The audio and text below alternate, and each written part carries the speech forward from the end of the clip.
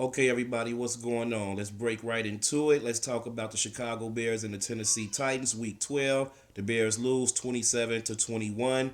I'm doing a show this week because I really enjoyed this game today. You know what I'm saying? I felt like the beginning was real good, the middle of it was bad for the Bears, but then they ended it really well. And of course, we're gonna talk about the receivers dropping all of those passes. Man, you guys cannot do that. Y'all can't do that. But at the same time, I don't think that those receivers will drop those passes all the time. So I'm not going to dwell too much. It's just that caused us to lose this game today. A game that nobody expected us to win. We was right there at the end and could have won. The defense, I feel like you guys let us down at times, man, especially in the first half. You guys made stops when we needed to, but the pass rush was nowhere to be found, and the secondary was god awful today. Every last bit of the secondary. Amos, I like you for your stability as far as you being consistent and starting every game, and you bring some hits, but your awareness for the ball, man, and your lack of making big plays is starting to disappoint me. You dropped the interception last week. Then today you had a chance to pick up a fumble that was right there by you, and you did not do it. Blown opportunities, man. So turnovers and big plays on defense and sacks, that those things have to come. We got injuries, so I understand, injuries and suspension. So I'm going to give y'all a pass. But overall, the team is still fighting. I'm not a Fox guy, so I will still want Fox to get fired. But if they bring him back one more year, I won't be too mad, because I don't want them to have to pay him for 2 more years and bring in another coach. And Fox just hasn't lost it all the way like Trestman did. If it's me, I'm firing Fox, and I'm bringing in a younger coach, and I'm gonna probably try to keep most of the same system in, but I'm definitely gonna get rid of Fox. But again, I won't be mad if they don't, unless things get even worse. But for right now, this team fighting. They could have won this week. They could have won last week against the Giants.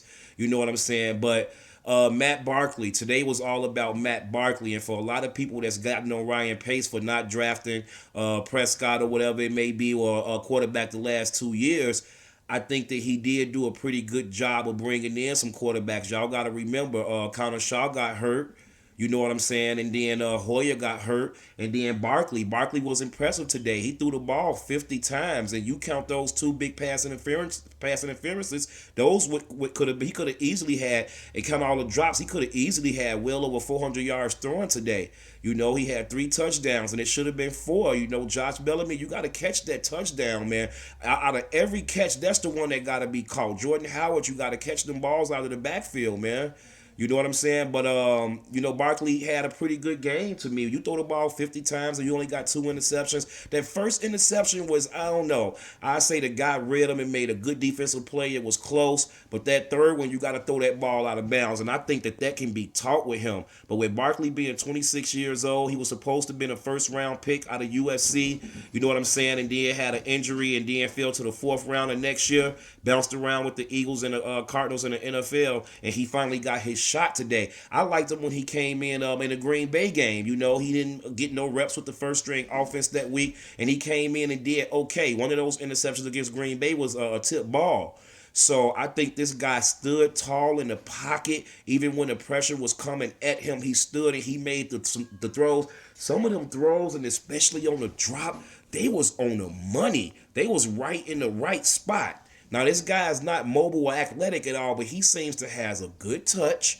He throw the ball like a dart to me. They say he a little short, but there wasn't that many batted balls today, and he seems to be able to stand firm in there, and he can deliver a ball. This was just one game. I'm not going to get too excited, but I really liked what I saw. I was thinking that he was going to come in and play pretty bad, and I wanted to see David Fields next week, but let's go week to week with Matt. If Matt can pull together another good game like he did last week, the difference in sticking with Matt and keeping him on the team versus Cutler, this is where it comes in for me. I'm a Cutler guy, but I think it's time to move on from Cutler. And especially when you got Hoyer coming in and basically doing pretty much even to what Cutler could do. And if you want to say, well, Hoyer didn't get him in the end zone, well, a better version of Hoyer, Matt Barkley showed you today, and he did get the guys in the end zone. He could have got him in there 4 times, and Matt Barkley is only 26 years old. So Jay Matt Barkley threw 2 interceptions. If we say we could live with your 2 turnovers a game, if Barkley could do 2 turnovers but still come in and give us 3 to 4 touchdowns a game, I would say right now, I will go into next year, I will let Jay walk. This is why I let Jay walk. You let Jay walk and you let Alshon walk. That's $30 million you can use on the defense to go get you a playmaker safety, a playmaker cornerback, a playmaker, another good tight end, and then maybe a quarterback if needed. I'm going to address that if needed in a minute. Speaking of tight end, Brock played today. I want to see more of Ben Bronica. That tight end Brown, number 85, who caught the touchdown. He not only caught the touchdown, but he had some other nice catches. I want to cut number 82, Paul Lascay, wherever he came from. The guy that came from Washington, number 82 with the hair. I'm sick of his penalties. He had a drop. Let him go. Keep Brown, keep Ben, and bring Zach Miller back. We cool on the tight ends. The receivers, only reason why I'm willing to let Alshon go is because of this. I like Marquise Wilson. I liked him from the jump street when we first drafted him. He had some conduct issues that got him out of the school he was in. But I like Marquise Wilson.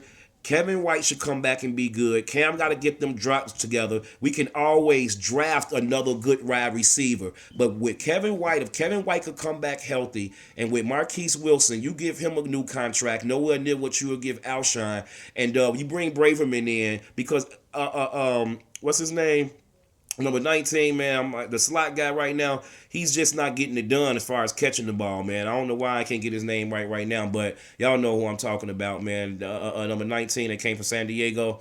But anyway, man, but that's what's going on. But like I say, man, Matt Barkley, if he can finish this season and start the rest of these 5 games and be okay, why not bring him, Counter Shaw, Brian Hoyer, and let them battle for the number 1 spot?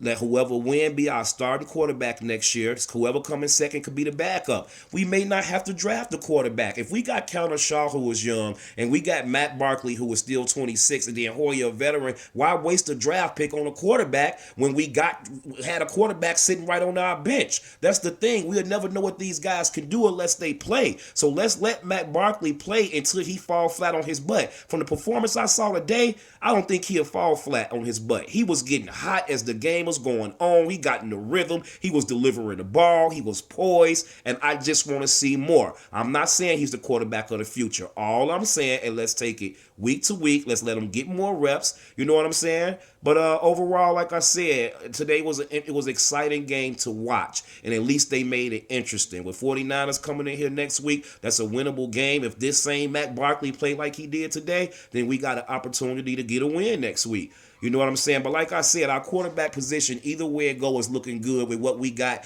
on our roster already and with the chances we have at the draft.